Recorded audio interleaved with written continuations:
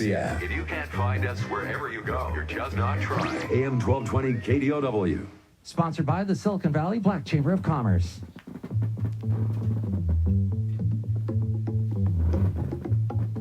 Welcome to California Business Connections, brought to you by the Silicon Valley Black Chamber of Commerce, where diversity and opportunity are one. From education to employment, entrepreneurship to innovation, this program is your weekly connection to the latest trends and opportunities throughout the state of California. Host Carl Davis Jr. talks to the rock stars of this great state and offers you engaging interviews and insights from local, regional, and internationally acclaimed entrepreneurs, along with business and community leaders to help you stay connected. Now, here's your host, Carl Davis Jr. Hi, I'm Carl Davis Jr., and welcome to California Business Connections. As a former chamber president and now the new Inclusivity Project Coordinator, I'm focused on helping all small businesses, especially Black and minority businesses. I help them start, finance, grow, and even exit their businesses. If you're interested in getting help for your business, contact the Silicon Valley Black Chamber of Commerce and ask for me, Carl Davis Jr.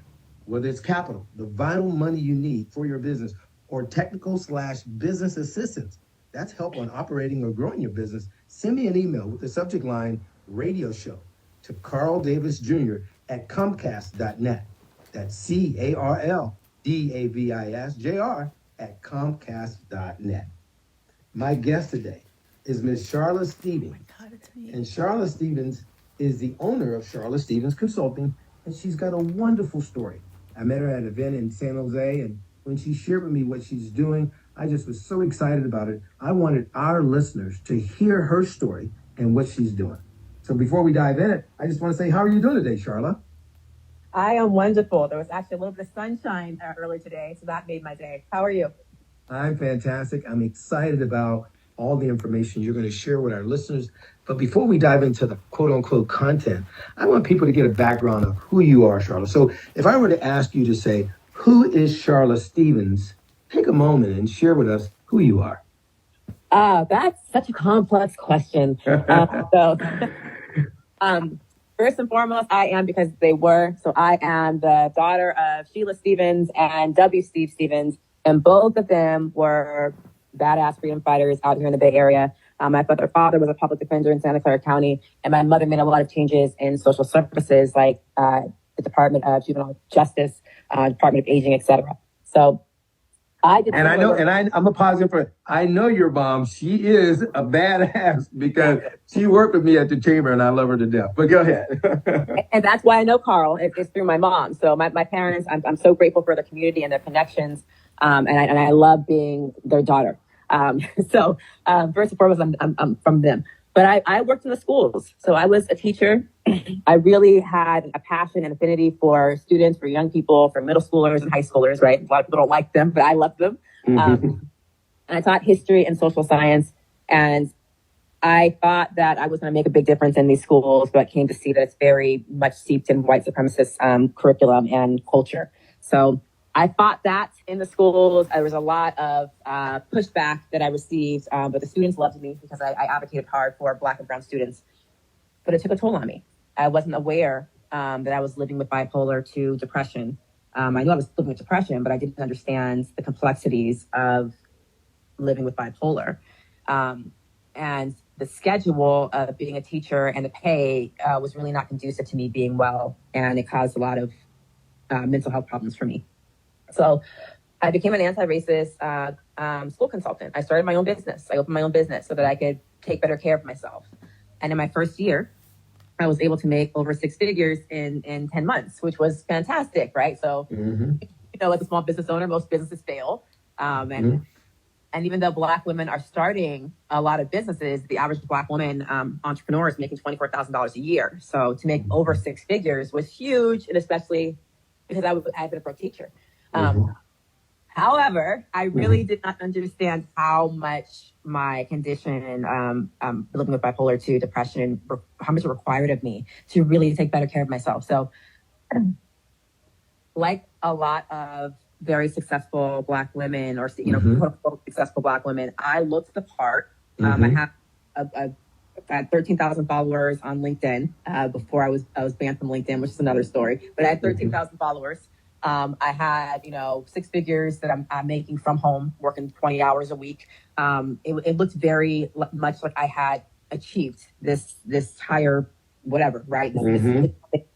But I was not managing my mental health. So because I could work, I only work 20 hours a week and I could work from home, well, I could be up till 4 o'clock in the morning, right? It doesn't matter. Who's going to stop me, right? Right? Like I could really just go off the rails, and it was really not conducive to me being well. So that year that I made the most money was the year that I was the most suicidal. And that's when I come to terms with, I have to get a grip on my self-care, my self-preservation. It's not even self-care. It's like, I'm going to die if I redefine success on my terms. You know what I mean? Man, that is so important what you're saying. You're talking about something that a lot of people will just kind of sweep under the rug. They'll see a family member struggling and they'll just, not really address it. And if it goes on, it could lead, to something worse, suicide. And that's terrible. So this mental health issue, even for folks in business, that's why I think it's so important. That's why I wanted you to be on this show. There are many people who are pushing themselves, trying to make their business successful, and may be endangering their own health. So talk a little bit about that, what you know about that, as you were saying before. I want to say that across the board. So at the event that we were at, an event where Carl Davis was being honored as Man of the Year. It was a jazz brunch by 100 Black women of the Bay Area, Silicon Valley, put on. So congratulations to you. By the way, it was at an event. He was being honored at the event, y'all. But at that event, there was nothing but people like me, in that sense that they're all highly successful. They're doing all the things, but are they getting enough sleep at night? How's your cholesterol? How's your blood pressure? Do you have enough joy? When's the last time you did something silly and just played that you weren't networking, you weren't monetizing it, you were just in the moment, you're just present, right? So I think that we can really get caught up because our culture is manic. Our culture is manic. And we will reward you for all the oh, yeah, look at you. You're doing all the things. You're flying over here, but we never ask, are you getting enough sleep? Are you good? So that's my concern. And I set my business up so that you can be successful. You can have, make really good money. Like my client just made $200,000 in 9 months. But here's the thing. It's not about just the money, because there's a lot of people out here in Silicon Valley who are making really great money, but they're not getting enough sleep, right? So my client did it, and she's working 20 hours a week. She's spending time with her niece. She's getting all the sleep she needs. That makes a difference. Well, I want to chime in because I want people to hear in the first half how they could connect with you. But tell us exactly, what does your business do? If you were to explain your business, what would you tell our audience that your business does?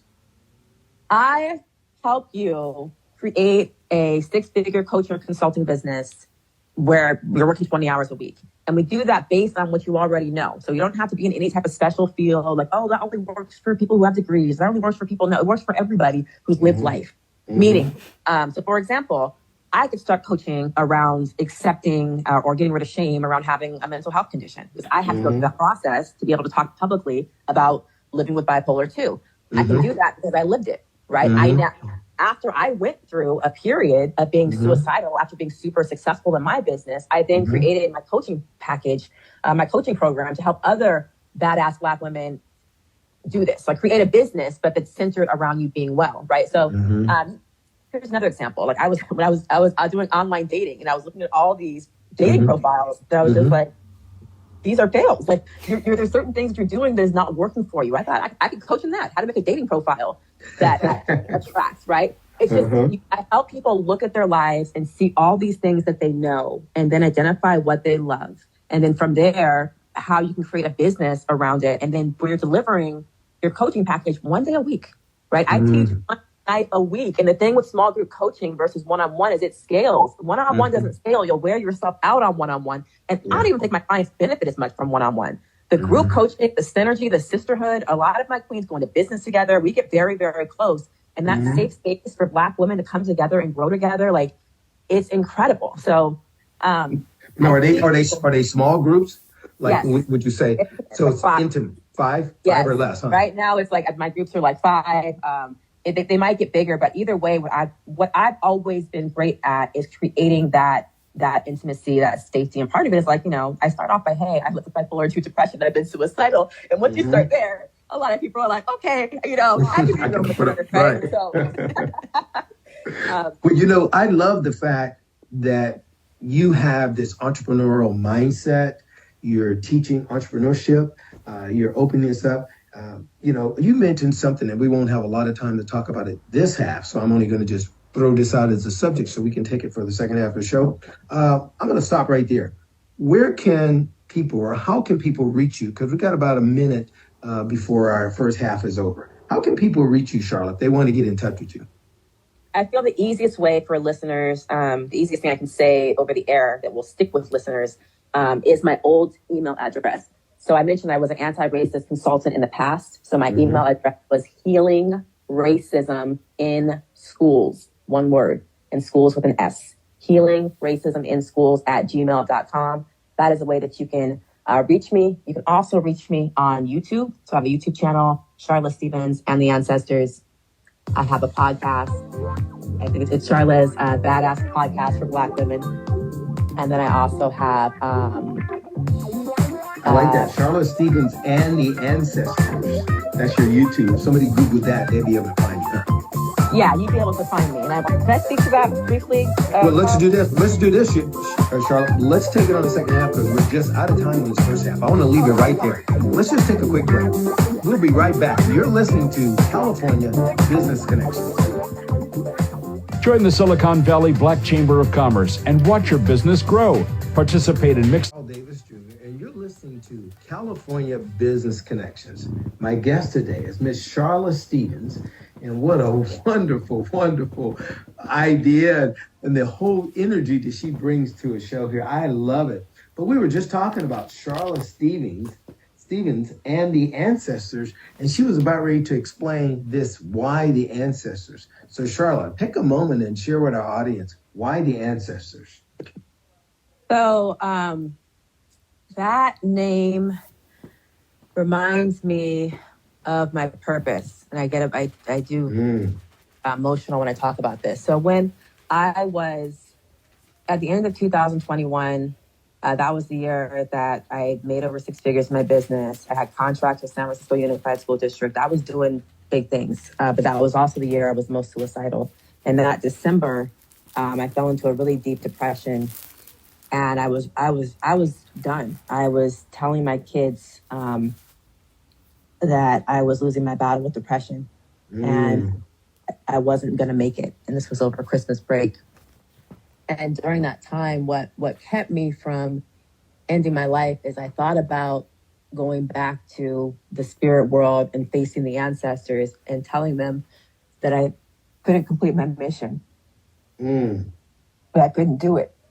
And that fear, or that facing what I thought would be their disappointment, it probably wouldn't be. They probably loved me anyway, but I thought would be their disappointment, or maybe just my disappointment, kept me and made me come back.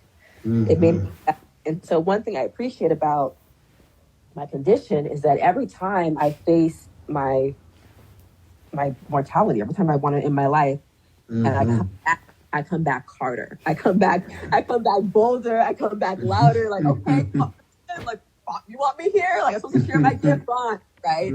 I get more unapologetic. So in some ways, like, my condition is a superpower. But anyway, the ancestors part. I love that.